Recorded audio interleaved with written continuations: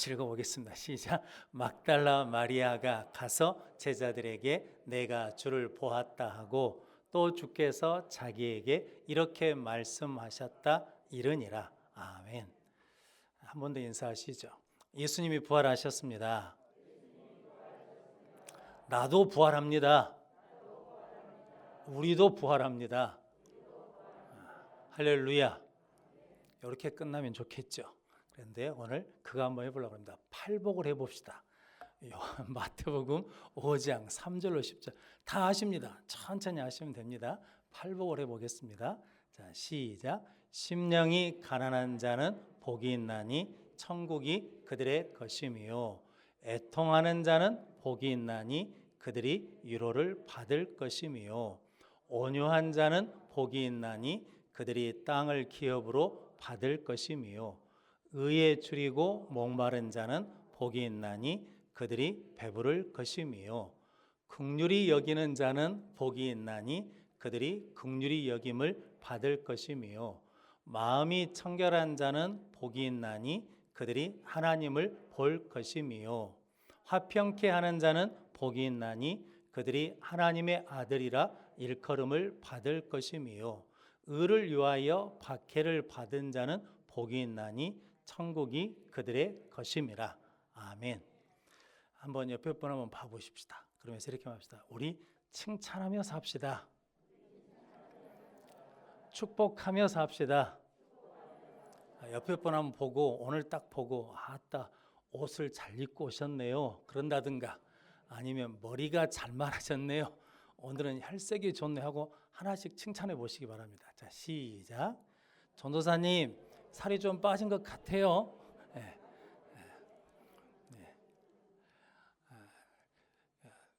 예전에 그런 프로그램이 있지 않았습니까? 칭찬합시다.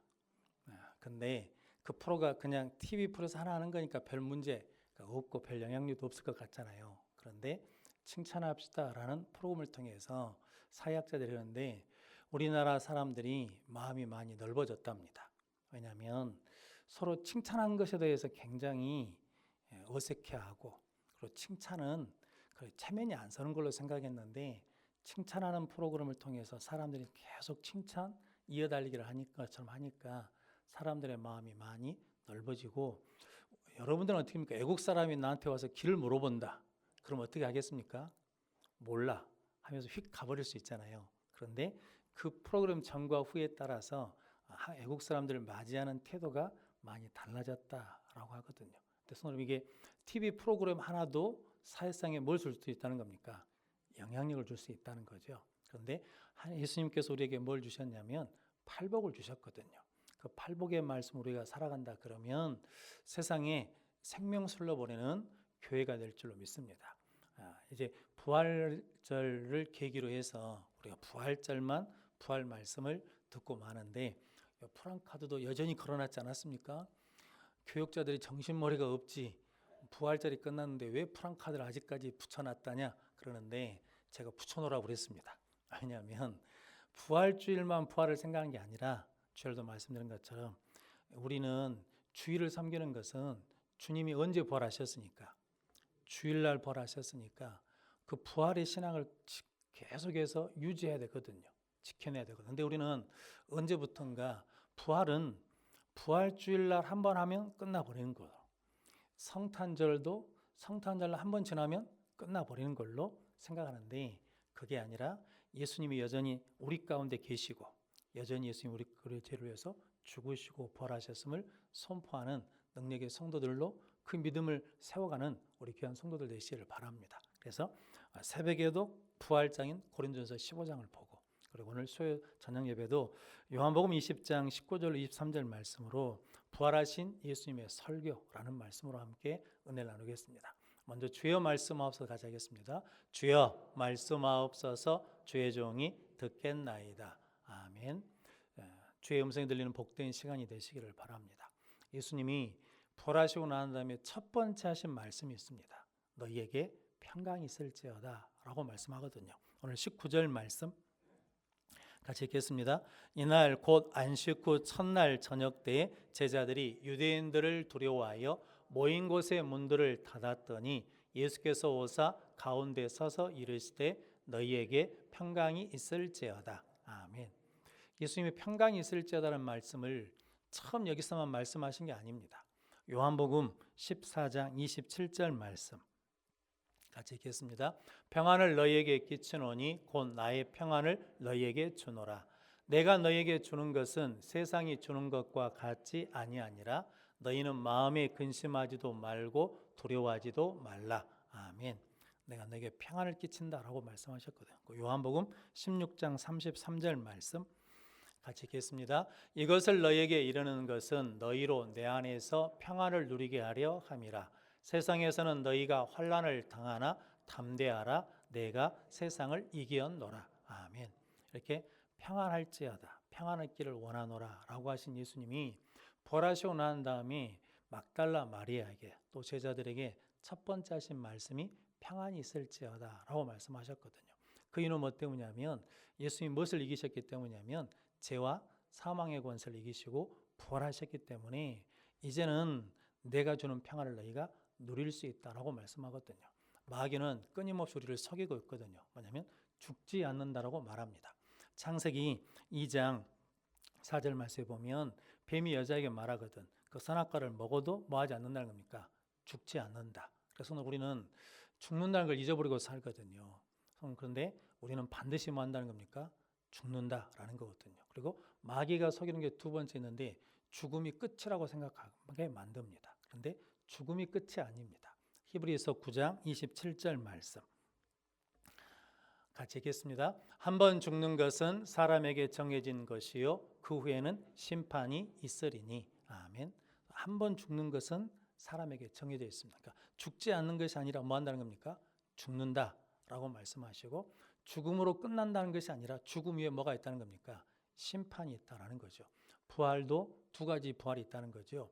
의인은 생명의 부활로, 악인은 심판의 부활로 나오리라 라고 말씀하고 있거든요. 그래서 우리는 반드시 뭐 한다는 겁니까? 죽는다라는 거거든요. 그럼 성도 여러분, 우리 뭘 준비해야 되냐면 죽음을 준비해야 됩니다. 송록교회 정필도 원로 목사님이 3월 20일인가 돌아가셨거든요. 80세로 돌아가셨습니다. 그런데 은퇴하시고도 선교로 다니시고 열심히 활동하셨는데 코로나에 걸리셨거든요. 근데 쉽게 이길 줄 알았는데 지병이 있으셔가지고 그것이 폐로 가서 폐렴이 걸려서 결국은 돌아가셨습니다. 그런데 유튜브에 보면 그 병상을 지키던 분들이 마지막 모습을 찍어서 이제 올려놓은 게 있는데 마지막에 하나님 앞에 감사하면서 가족들을 위해서 기도하고 교회를 위해서 기도하고 함께 동역했던 사람들을 위해서 기도하는데 기도 내용은 딱 한 가지입니다. 끝까지 예수를 믿읍시다. 그리고 지금보다 더 능력 있는 일을 행할 수 있습니다. 끝까지 충성하고 헌신합시다. 그리고 믿음을 잘 끝까지 지켜서 천국에서 만납시다 라는 거거든요. 근데 그분이 산소호흡기를 붙이는 걸 거절하셨다라고 그러거든요. 왜냐하면 끝까지 누구를 바라봤냐면 예수를 바라봤다라고 그러시거든요. 근데 그 이유는 뭐 때문이냐면 성도 여러분, 그분의 회복을 위해서 얼마나 많은 분들이 기도했겠습니까? 한 목사님 그렇게 고백하시더라고요. 하나님, 감시험을 받을 때 피할 길을 주신다고 하셨으니까 피할 길을 주십시오라고 기도를 하는데 이미 피할 길을 주셨다라는 마음의 확신이 생기더랍니다. 그게 뭐냐면 십자가 부활. 그래서 우리가 가장 감당하기 힘든 것이 뭐냐면 죽음이거든요. 그런데 그 죽음을 피할 수 있는 무엇을 주셨냐면 십자가와 부활을 주셨다라는 거거든요. 그래서 여러분들이 예수님께서 우리에게 부활하셨기 때문에 뭐라고 말씀하시냐면 평안할지어다 라고 말씀하거든요. 그래서 죽음이 끝이라고 생각하는 사람들은 여유가 없습니다. 바쁘잖아요. 죽기 전에 해야 되니까. 죽음이 끝이라고 생각하는. 근데 우리는 죽음이 끝이 아니고 죽음이 새로운 시작이라고, 부활이 시작이라고 믿는 사람들이잖아요. 할렐루야. 그렇기 때문에 뭐가 있어요? 여유가 있어요. 내가 못해도 상관없어요. 이 일을 내가 다 해야 되는 것이 아니라 이 일을 못해도 돼요. 누가 하시면 되니까. 그 다음 사람이 맡아서 하면 돼요. 우리는 그래서 뭐가 있냐면 여유가 있어요. 성도 여러분, 평안할지어다 라고 하실 때 그 평안을 갖게 되면 따라오는 게 있습니다. 그게 뭐냐면 기쁨이 따라옵니다. 그래서 오늘 성경 말씀에도 요한복음 20장 20절 말씀 같이 읽어보겠습니다. 이 말씀을 하시고 성과 옆구리를 보이시니 제자들이 주를 보고 기뻐하더라. 아멘. 그러니까 평강하면 뭐가 따라오냐면 평강이 있으면 기쁨이 따라오거든요. 우리는 반대로 생각합니다. 기쁜 일이 많으면 좋은 일이 많으면 마음이 편해질 줄 알잖아요. 그런데 성경은 그런 논리가 아니라 죽음의 권세를 이기신 부활의 믿음을 가지면 평강이 찾아오고 평안이 찾아오고 평안이 찾아오면 기쁨이 있고 기쁨이 있으면 뭐가 있냐면 여유가 있습니다. 저는 그러므로 여러분들이 늘 믿음 안에서 부활의 믿음을 가지고 참된 평안과 기쁨과 여유를 갖는 복된 성도들 되시기를 바랍니다. 그래서 우리는 조급해하지 않습니다. 막 큰일 났다고 요란 떨지 않습니다. 왜냐하면 성도 여러분, 우리는 이 세상이 끝이 아니고 죽음이 끝이 아니고 죽으면 그 다음에 뭐 할 수 있다는 겁니까?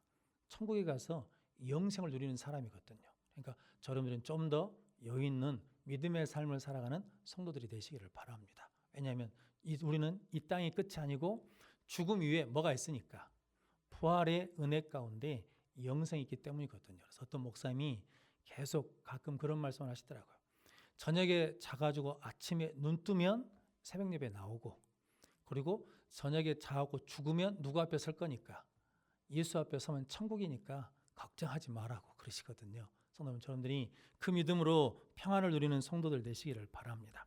그래서 고린도전서 15장 55절 말씀 55절에서 58절 말씀까지 같이 읽어보겠습니다. 사망아 너의 승리가 어디 있느냐? 사망아 내가 쏘는 것이 어디 있느냐? 사망이 쏘는 것은 죄요 죄의 권능은 율법이라.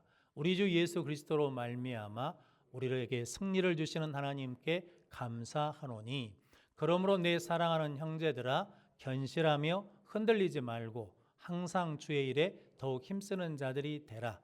이는 너희 수고가 주 안에서 헛되지 않은 줄 알미라. 아멘. 사도 바울이 부활하신 예수를 만나지 않았습니까? 그러면서 사망아 네 쏘는 것이 어딨냐? 라고 하면서 사망을 책망하거든요. 사망하고 한번 붙자라는 거거든요. 왜냐하면 죽음에 대한 뭐가 없으니까 두려움이 없으니까. 왜냐하면 우리는 예수를 믿으면 죽어도 뭐하니까 다시 사니까. 그러니까 사망아 너의 쏘는 것이 어디 있느냐? 라고 하면서 사망에 대해서 담대하게 선포할 수 있거든요. 그러면서 하시는 말씀이 우리에게 승리를 주신 하나님께 뭐 한다는 겁니까? 감사하노니 라고 말하거든요. 성도 여러분, 예수 부활을 믿으면 뭐가 온다고요? 평안이 오고 기쁨이 오고 그 다음에 뭐가 오냐면 감사가 오거든요. 그래서 예수 믿는 부활의 믿음이 있는 사람들은 평안, 기쁨, 감사를 가지고 살아간다라고 말씀하거든요. 그래서 골로새서 3장 15절 말씀 같이 읽어보겠습니다. 그리스도의 평강이 너희 마음을 주장하게 하라. 너희는 평강을 위하여 한 몸으로 부르심을 받았나니 너희는 또한 감사하는 자가 되라. 아멘. 그리스도의 평강이 우리 마음을 뭐 한다는 겁니까? 주장해요. 그리고 우리는 평강을 위하여 부르심을 받았나니 너희는 또한 뭐가 되라는 겁니까? 감사하는 자가 되라라는 거거든요. 성도 여러분, 감사해야 무엇을 지킬 수 있다는 겁니까? 평강을 지킬 수 있어요. 근데 마귀는 그래서 우리 보고 늘 뭐라고 하겠습니까? 원망하고 불평하게 하거든요. 그거 아시죠? 원망, 불평은 노력하지 않아도 됩니다. 배우지 않아도 됩니다.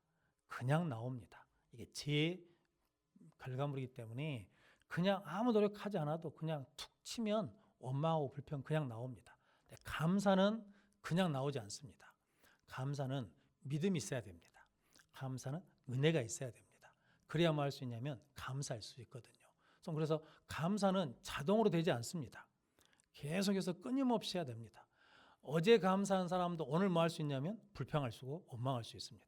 그러니까 실은 마귀는 끊임없이 우리에게 원망하고 불평하게 하거든요. 그 이유는 뭐 때문이냐면 딱 한 가지입니다. 평강을 깨기 위해서입니다. 성도 여러분, 불평하고 원망한 사람들끼리 모여 있으면서 막 불평하고 원망하면 그 속에 뭐가 있겠습니까? 평강이 있겠습니까? 불평하면서 막 원망하고 불평해서 나는 마음이 편해. 막 원망하고 불평해서 나는 마음이 기뻐. 이런 사람은 없잖아요. 근데 뭐 할 때 평강이 있냐면 감사할 때 평강이 있고 감사할 때 기쁨이 있다라는 거거든요. 그럼 성도 여러분, 여러분들이 아무것도 감사할 것이 없을 것 같아도 일단 감사하고 보면 감사할 게 참 많습니다. 왜냐하면 지금 코로 숨을 쉬고 있잖아요. 좀 걷고 계시잖아요. 그리고 손을 쓰시잖아요. 손을 이게 우리가 지금 살아있다는 자체만 해도 수많은 공력들이 들어가거든요. 그러므로 여러분들이 예수님께서 평강이 있을지어다 라고 하신 것은 부활하셨기 때문에 주신 선포하는 말씀이거든요. 그 평강을 누리는 성도들이 되시길 바랍니다. 그래서 여러분들이 이제 해야 될 일이 있는데 예수님이 부활하셨다. 나는 평강한 사람이다. 나는 평안한 사람이다. 그러면 나는 기쁘다.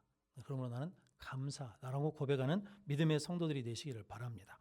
빌립보서 4장 6절로 7절 말씀 같이 읽겠습니다. 아무것도 염려하지 말고 다만 모든 일에 기도와 간구로 너희 구할 것을 감사함으로 하나님께 아뢰라. 아멘. 그리하면 모든 지각에 뛰어난 같이 읽겠습니다.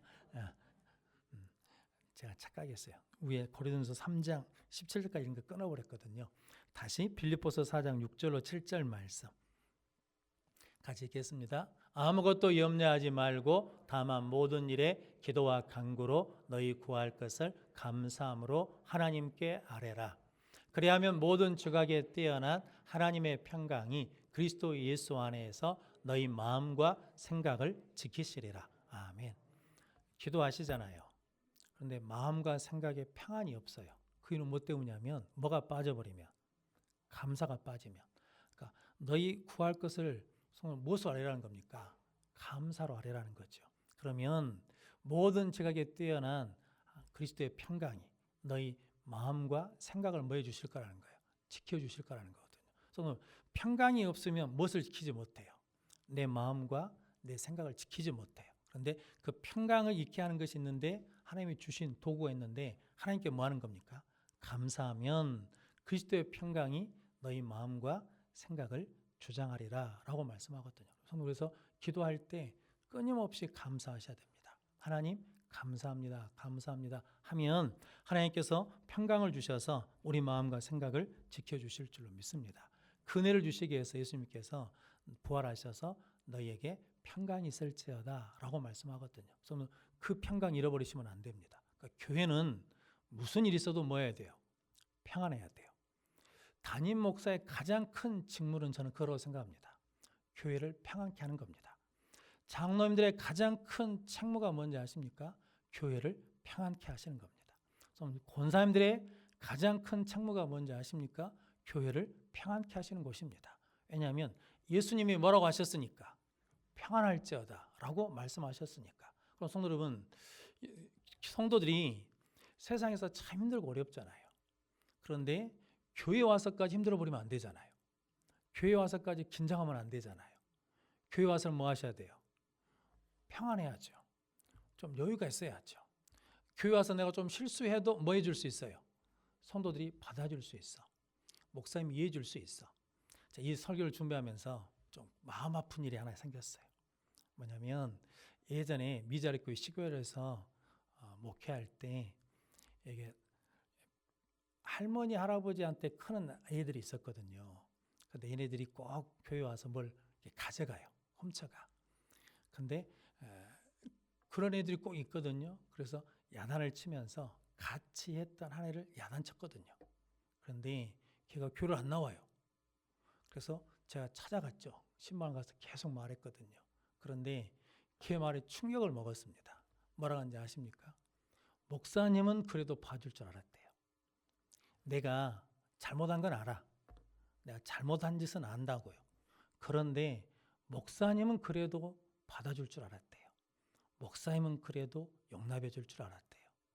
제가 엄청 충격을 먹었습니다. 그래서 엄청 회개했습니다. 그래서 제가 사람이 좋아서 화를 내는 게 아니라 저 잔소리도 하고 막 씻거든요. 막 제가 어렸을 때 우리 담임 목사님이 수요예배 때 출석 불렀거든요. 장로님들 이름 쫙 부르고 권사님들 이름 쫙 부르고 안수 집사 이름 쫙 부르고 성도들 이름 30분 내내 예배 동안에 이름 부르거든요. 출석 교인이 900명이니까 이름만 불러도 이게 30분 더 가거든요. 그런데 저녁 내내 이름 부르고 있어요. 안 나온 사람 왜 왔는가? 근데 저 그렇게 신앙생활 했거든요. 근데 그 사건 때문에요. 그 이후로 제가 강대상에서 전혀 잔소리 안 합니다. 저 방송실에서 잘못해도 제가 아무 소리 안 해요. 왜냐하면 그것이 중요한 게 아니라 교인들이 교회 오면 뭐 해야 돼요? 평안해야 돼. 혹시 잘못하고 왔을지라도 뭐 해줘야 돼? 교회에서는 다 야단칠 줄 알아도 교회 오면 장로님이 이해해 줄 줄 알았어. 다 욕해도 교회 오면 권사님이 그래도 힘들었지 하고 안아줄 줄 알았어. 다 도둑놈이라고 그래도 목사는 믿어줄 줄 알았어. 그런데 교회에서까지 욕해버려. 손가락질해. 다른 눈으로 봐. 그러면 갈 데가 없더라는 거죠. 성도 여러분, 그것을 우리가 해야 되지 않겠습니까? 그래서 우리의 책무는 예수님께서 너에게 평강이 있을지어다 라고 하셨기 때문에 그 평강을 지켜내는 저 여러분들이 되시기를 바랍니다. 그래서 끝까지 예수님이 우리를 용납해 준 것처럼 우리도 용납하고 인정해주고 품어주는 귀한 성도들 되시기를 바랍니다. 그래서 잘못한 것이 눈에 잘 보이거든요. 나야 잘못한 건 잘 안 보여요. 남 잘못한 것은 그렇게 눈에 잘 띄네요. 뭐하라고? 지적하라고 눈에 잘 띄게 해주신 것이 아니라 뭐하라고?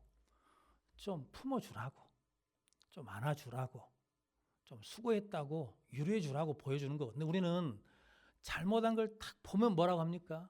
바로 그 틀렸다고 하고 지적하고 바꾸라 그러거든요. 알거든요.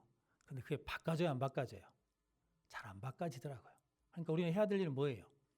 그냥 인정해주고 고생한다, 수고한다, 어려웠지, 힘들었지라고 품어주시는 거거든요. 성도 여러분, 저 여러분들에게 교회가 평안할지어다, 평강이 있을지어다는 그 예수님의 말씀을 이뤄가는 성도들 되시기를 바랍니다. 그래서 성도 여러분들이 감사하고 기뻐하는 능력이 우리 여성교회를 만들어가는 성도들 되시기를 바랍니다. 두 번째, 예수님이 벌하신 예수님이 하신 설교는 나도 너희를 보내노라 라고 말씀하거든요. 21절 말씀, 20장 21절 말씀 같이 읽겠습니다. 예수께서 또 이르시되 너희에게 평강이 있을지어다 아버지께서 나를 보내신 것 같이 나도 너희를 보내노라. 아멘. 자, 너희에게 평강이 있을지어다 라고 평강을 주셨어요. 그리고 난 다음에 아버지께서 나를 보내신 것 같이 나도 너희를 뭐 한다는 겁니까? 보낸다라는 거죠. 그래서 성도 여러분, 제자는 예수님 앞에 모여서 예수님의 가르침을 받는 사람들이 제자고, 사도는 뭐냐면 보냄받은 사람들입니다. 그러니까 제자들을 12사도라고 부르는 이유는 예수님이 그 제자들을 뭘 보냈으니까 전도자로, 증인으로 보낼 때 그때 쓰는 말이 사도거든요. 그런데 예수님이 우리를 뭐 하셨다는 겁니까? 나도 너를 보내노라. 그래서 저렴들이 그 집에 시집을 가셨잖아요. 그 집에 시집을 가셨으면 그 집에 뭐 한 거예요? 보냄받은 거예요. 성도 여러분, 제가 우리 사모님이랑 결혼을 했잖아요. 그럼 내가 그 집에 뭐 한 거예요? 보냄받은 자가 된 거예요. 성도 여러분, 내가 그 직장에 갔잖아요. 그럼 그 일터에 갔다는 것은 내가 거기에 뭐였는가 하면 보냄받은 것이다라는 거죠. 그래서 우리는 무엇으로 가 있는 거냐면 사명자로 가 있다라는 거거든요. 사명자는 살리라고 한 거거든요. 그럼 여러분들이 가서 내가 어떤 이익을 취할 것인가, 내가 얼마나 더 많은 것을 얻을 것인가 라는 것이 아니라 내가 어떻게 하면 그 가서 섬길 것인가, 내가 어떻게 하면 도움이 될 것인가 라는 것을 우리가 생각해 본다 그러면 훨씬 더 달라질 수 있다라는 거거든요. 그런 것처럼 예수님은 보냄받았다, 너희는 보냄받았다, 아버지께서 나를 보낸 같이 나도 너희를 보낸다 라고 말씀하거든요. 예수 부활을 믿는 사람은 뭐가 된다는 겁니까? 사명자다 라고 말씀하거든요. 그래서 바울이 사도행전 20장 24절 말씀 같이 읽겠습니다. 내가 달려갈 길과 주 예수께 받은 사명 곧 하나님의 은혜의 복음을 증언하는 일을 마치려 하면은 나의 생명조차 조금도 귀한 것으로 여기지 아니하노라. 아멘. 바울은 부활하신 예수님을 만났지요. 그래가지고 예수님이 내가 너를 어디에 보낸다는 겁니까? 이방인의 그릇으로 택한 나의 그릇이다 라고 말씀해 주시거든요. 그래서 그는 보냄받은 사람이 됐거든요. 그래서 나의 생명을 조금도 뭐하지 않아요. 귀하게 여기지 않아요. 왜냐하면 나는 죽어도 뭐 할 거니까, 다시 살 거니까. 그럼 성도 여러분, 여러분들이 보냄받은 사명자로 살아가는 성도들 되시기를 바랍니다. 공주에 목회하시는 목사님이 알고 있는데 그분이 지난번에 만났을 때 자기 교회에 몇 가지 일들을 이야기하시더라고요. 그런데 90이 넘은 할머니 권사님이 계시대요. 그런데 매 주일마다 감사헌금을 하신대요. 그러면서 뭐라고 감사한 거냐면, 하나님 사명을 감당할 수 있는 힘을 주십시오. 사명을 감당할 수 있는 능력을 주십시오라고 감사응답을 하신대요. 그래서 내가 언뜻 생각할 때 그 권사님한테 무슨 특별한 사명이 있다냐라고 해서 뭔 사명을 감당하게 해달라고 그렇게 헌금을 하신답니까? 그랬더니 그 권사님 사명이 뭐냐면 예배 자리 지키는 게 자기 사명이 돼요. 시골에서 교회 다니신 분들은 기억나시죠? 저 시골에서 목회봐서 알거든요. 저 주일날 한 7분 오십니다. 근데 권사님 집사님들이 아들네 집에 갔다 와요. 딸네 집에 가거든요. 그런데 딸네들이 오래 있다 가라고 해도 안 해요. 반드시 언제 오냐면 토요일이면 와버려요. 토요일은 와. 왜 온지 아시죠? 그 예배자를 내가 지켜야 된다는 거거든요. 그 예배자를 안 지키면 비어있으면 우리 목사님 속상한다는 거거든요. 비어있으면 그날도 사람 없는데 그런다고 좌우지간 더 있다 오라고 해도 토요일이면 꼬박꼬박 오십니다. 주일 안 지시거든. 주일날 안 보신다면 진짜 많이 아프신 거거든요. 그런데 그 90 넘은 할머니 권사님이 매주마다 하나님 사명을 감당할 수 있는 힘을 주십시오. 사명을 감당할 수 있는 능력을 주십시오라고 그런다는 거거든요. 성도 여러분, 부활신앙 이거라고 저는 믿습니다. 우리에게 사명이 있거든요. 각자에게 주신 사명이 있습니다. 그 사명을 끝까지 감당하는 복된 믿음의 성도들이 되시기를 주님의 이름으로 축복합니다. 그래서 예수님께서 아버지께서 나를 보내신 것 같이 나도 너희를 보낸다라고 말씀하거든요. 성도님들이 이렇게 보냄받은 자로 살아가는 귀한 성도들 되시기를 바랍니다. 전에 위키즈라는 프로그램을 보니까 거기 직업의 세계가 있는데 각 직업에서 했던 분들이 나와서 이제 방송에 출연했는데 거기에 좀 인상 깊었던 직업이 하나 있었습니다. 그게 뭐냐면 특수 청소업자거든요. 이게 홀로 있다가 고독사 하신 분들, 아니 그러면 어떤 사고로 죽으신 분들, 그 시신을 정리하거나 유품을 정리하시는 그 직업이 있더라고요. 근데 그분 말씀을 들으면서 참 생각이 많았습니다. 그러니까 여러 가지 일들이 있대요. 그런데 참 마음 아픈 것은 순서가 바뀐 경우가 많대요. 뭐냐면 그 아버님이나 어머님이 돌아가셨으면 이제 시신을 옮겼으면 흔적이 있지 않겠습니까? 그럼 그걸 청소하고 유품을 정리해야 되는데 자식들이 와가지고 이불을 깔아서 덮어놓고는 막 도둑이 와서 화쳐놓은 것처럼 막 뒤진다는 거거든요. 막 제가 집문서가 없네. 우리 그 영감님이 큰 금반지가 있었는데 안 보이네. 어디다 치웠지 하면서 막 뒤집는다는 거거든요. 그러니까 이 부모님의 유품에 대해서는 관심이 없고 뭐에 관심이냐면 통장이 어딨냐, 땅 문서가 어딨냐, 금덩어리가 어딨냐. 그러면서 없으면 없다고 그냥 가려고 그러는데 그러면 그 사진 액자가 있잖아요. 그럼 이 사진 액자는 누가 가져가야 되지 않겠습니까? 그러면 그냥 버리라고 그런대요. 아니 어떻게 부모님 사진을 버리냐고. 그러면 마지못해서 큰 언니뻘 되는 사람이 막내뻘한테 야 막내야 네가 가져가라 그런다는 거거든요. 근데 옛날에는 그 액자 뒤에가 이렇게 스티로폼 이렇게 막아져 있잖아요. 근데 그거 이제 사진만 빼가려고 그러니까 그걸 여니까 거기에 뭐가 나오냐면 집문서랑 그리고 통장이랑 그리고 장례치락 500만 원이라 들었다는 거거든요. 그게 참, 그러니까 그 부모님 입장에서는 우리 자식들이 와서 무엇은 챙길 거라고 내 사진은 챙길 거라고 믿고 그 뒤에다 다 넣어놨는데 자식들이 부모 사진은 필요 없고 뭐만 필요하다는 거예요. 땅 문서는 어디 있냐, 집 문서는 어디 있냐 그렇게 뒤졌다는 거거든요. 우선순위가 틀렸다는 거거든요. 먼저 고인에 대한 것을 다 한 다음에 해도 늦지 않을 텐데 그러더라라는 거죠. 그런데 그런 일들 하다 보니까 어르신들이 자식들 주겠다고 쓰지도 않고 놔둔 솥단지, 뭐 밥그릇 이것도 있는데 지금은 그거 줘도 골동품에서 쓰지 않는다는 거거든요. 그러면서 마지막으로 하신 말씀이 참 마음이 아픈데 이게 상담만 하면 뭐냐면 휴지를 보내준 것 같더만요. 휴지 부자가 그렇게 많대요. 돌아가신 분들 보면 휴지가 다 쌓였다는 거거든요. 그러면서 그런 말을 들으면서 그런 생각했습니다. 우리 권사님, 우리 집사님, 우리 장로님들은 제발 쓰십시오. 아껴두면 안 돼. 자식들이 와서 뒤진다니까. 그러니까 다 쓰시고 가셔야 돼. 성도 여러분, 그게 뭐냐면 이게 뭐냐면 우리가 무엇을 잃어버리면 부활 신앙이 없으면 이 땅이 다인 줄 알고 이 땅의 것만 눈이 쏟아져 가지고 그것만 찾으려고 눈이 벌게져 있다라는 거거든요. 근데 부활신앙이 있는 사람은 어디를 바라보니까? 하늘을 바라보니까, 하나님을 바라보니까 나를 보내신 뜻, 하나님의 뜻을 가지고 살아가는 사명자로 살 수 있다는 거거든요. 여러분들이 그런 복된 성도들 되시기를 바랍니다. 그리고 세 번째, 예수님이 성령을 받으라라고 말씀하십니다. 오늘 22절 말씀 같이 읽겠습니다. 이 말씀을 하시고 그들을 향하사 숨을 내쉬며 이르시되 성령을 받으라. 아멘. 자동차가 좋아요. 그런데 뭐가 없으면, 기름이 없으면 아무 소용이 없죠. 세탁기 기능이 아주 많아요. 그런데 뭐가 안 들어오면, 전기가 안 들어오면 아무 쓸모가 없잖아요. 냉장고 내장 문이어도 뭐가 안 들어오면, 전기가 안 들어오면 아무 쓸모가 없잖아요. 그러니까 그거가 똑같은 거거든요. 평강이 있을지어다 내가 너희를 보낸다 라고 하시는 말씀을 받았어요. 사명을 받았어. 그런데 뭐가 없으면, 성령이 없으면 작동이 안 돼. 기능이 안 되거든요. 그러니까 무엇을 받아야 되냐면 성령을 받아야 내가 믿는 대로 살아낼 수 있고, 내가 고백한 대로 살아낼 수 있기 때문에 예수님께서 성령을 받으라라고 말씀하거든요.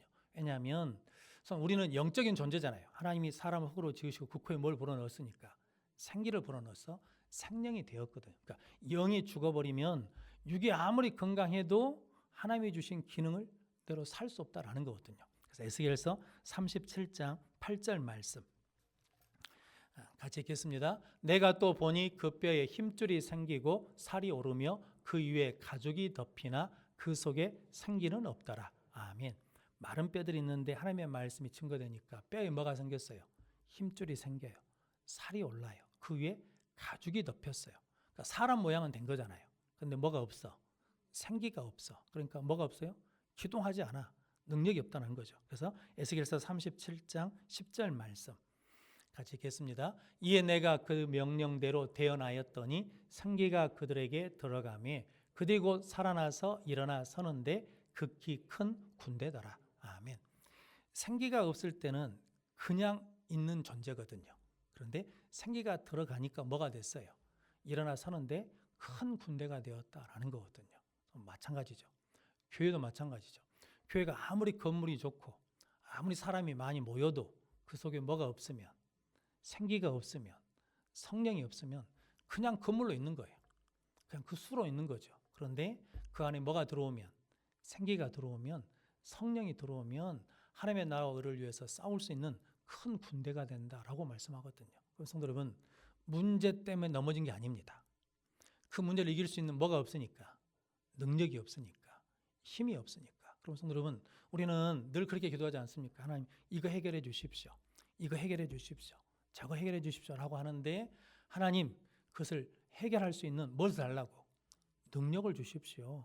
성령을 주십시오. 생기를 주십시오. 라고 구하면 넉넉히 감당하게 될 줄로 믿습니다. 그럼 복된 믿음의 성도들 되시기를 바랍니다. 디모데후서 3장 16절로 17절 말씀 같이 읽겠습니다. 모든 성경은 하나님의 감동으로 된 것으로 교훈과 책망과 바르게 함과 의로 교육하기에 유익하니 이는 하나님의 사람으로 온전하게 하며 모든 선한 일을 행할 능력을 갖추게 하려 함이라. 아멘. 모든 성경은 하나님의 감동으로 됐다는 게 이게 생기라는 말과 똑같다는 말이거든요. 그런데 교훈과 책망과 바르게 의로 교육하기에 유익하니 이는 하나님의 사람으로 온전하게 하며 모든 선한 일을 행할 뭘 준다는 겁니까? 능력을 갖추게 하려 함이니라 라는 거거든요. 그럼 성도 여러분, 성령은 진리의 영이잖아요. 진리의 성령이 오시면 예수님이 하신 말씀이 뭐 한다는 겁니까? 생각나고 기억나게 해주신다라고 말씀하거든요. 그럼 성도 여러분, 여러분들에게 뭐가 있어야 되냐면 하나님의 감동으로 된 말씀이 있어야 성령의 능력이 우리 가운데 나타나게 될 줄로 믿습니다. 그래서 여러분들이 사순절 기간 동안만 성경을 읽는 게 아니라 이제 그렇게 읽는 훈련을 했기 때문에 이제 본격적으로 부활절을 계기로 해서 성경 말씀을 더 읽고 기도함으로 성령 충만을 받아서 능력 있게 사는 성도들이 되시기를 바랍니다. 그래서 제가 새벽에 우리 양 목사님한테 목사님 난 성경 2장씩 너무 재밌거든요. 2장씩 계속 읽어서 신약을 읽어봅시다 그랬더니 좀 고개를 까우뚱하더라고. 힘드실 텐데 우리 사모님한테 물어봤더니 한 장만 읽으세요. 그래서 예, 아멘 했거든요. 근데 욕심은 그런 마음이 있어요. 왜냐하면 하나님의 말씀을 계속해서 통독해서 소리내서 읽으면 그 말씀이 그냥 지나가서 아무것도 아닌 것 같지만 성령님께서 오시면 그 말씀이 다 뭐 한다는 겁니까?